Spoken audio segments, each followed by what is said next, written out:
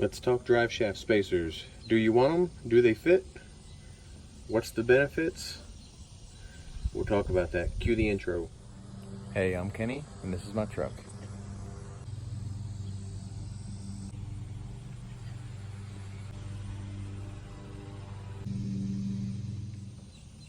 Alright, and we're back. Now, as you can see, I have a lifted Excursion, but this does apply to Super Duties as well. They're basically the same thing.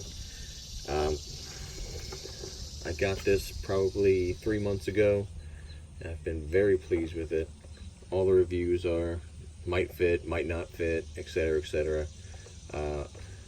What I found out is the spacer itself fits on the gas Excursions and the gas Super Duties. So the 5.4s and the 6.8s, it will work on. It does not fit the 7.3s or the 6.0s. Now, the reason why you want this is, as you can see from the intro, my Excursion is lifted about 8 inches, and when that happens, you move the differential farther away from the transfer case. And so this right here is where the two-piece drive shaft slips in and out. There's a male end and a female end right here, and that allows movement as you're going over bumps and stuff. So this boot actually is covered up, covering that joint up, but as you can see, it's in a really good position. It's not overextended. Before the spacer was on, this was actually stretched out so much it was actually getting little dimples in it.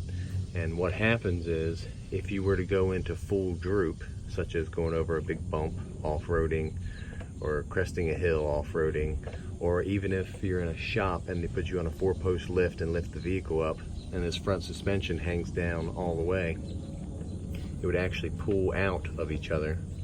And best case scenario, it completely misaligns when they put it back down and busts a hole in the boot and pops out, and you just have to lift it back up and slide it back in. Worst case scenario is it only partially, it comes out, but instead of completely missing each other, they're still pushing against each other, and it could actually damage your transfer case or your yoke, or hit something else, or maybe you don't realize it and you turn it in 4-wheel drive and it slaps something if you're off-roading and breaks something worse. So that's the problem. I actually got this spacer off of Amazon. It was like 60 bucks.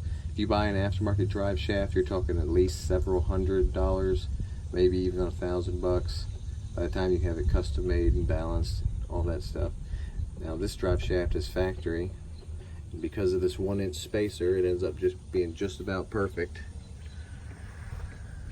distance wise for this. You need them when you get somewhere around 7 or 8 inches is when you really should put them on, and if you have like a 10 or 11 inch lift, then there's no way you could have that without having a spacer or a custom drive shaft put in here. Now, I mentioned on the reviews, a lot of people were talking about fitment issues. The fitment issues are that it does not fit the diesels. It fits the gas motors, not the diesel. And the other issue is people were having trouble getting these bolts in because they tend to touch against this flange right here. They were saying they shaved down the edges of them and, you know, cut a little bit off. You don't need to do that. You just need to work at it a little bit, rotate it around. One of them I actually had to tap with a screwdriver, and other than that, I was just able to wiggle them in until I got them loose. Now, another thing you want to do is when you're doing this, you want to take and put a mark on both pieces right here where the flange connects to the drive shaft, and that will make sure you put the same bolt holes lined up again afterwards. And the reason is, if you don't have a vibration right now, but then you reassemble it and you just put it in some random hole, you might end up with a bit of a vibration.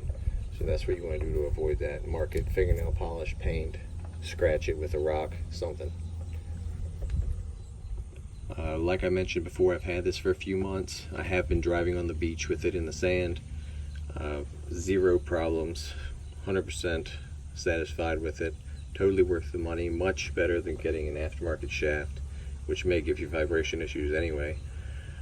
I'm actually going to get one for the rear as well. This particular lift kit, I replaced the springs themselves and they have a much higher arc, so as they compress, the axle actually moves back towards the back, so I got plenty of clearance for it.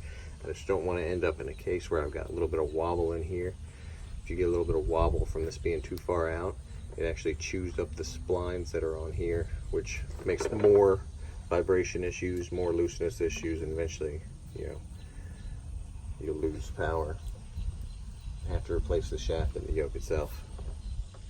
Another thing to remember while you're doing this is there's actually a flange built onto this piece, and this fits over top of it. And you can't see it because it's covered up by this. This has it machined in there as well. But so when you undo the bolts, it's not just going to pop down or pop up or anything like that. You need to hit it back this way with a rubber mallet, and then it'll pop out. You can't slide it to the side because of the flange. It's got to go that way. The part number on this is 90-4107B. That's 90-4107B. It's a Pro. The part number on this is 90-4107B.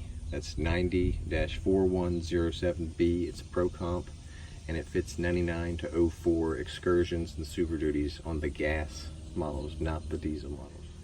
Alright, if you found this video helpful, please subscribe. I do have a 2003 Excursion, so there's going to be lots of Excursion or Super Duty related videos coming up. Some upcoming things.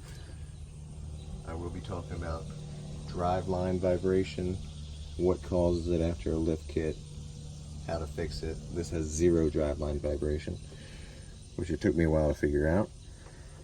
Also, as you can see, it's pretty rusty. This is what the frame looked like before.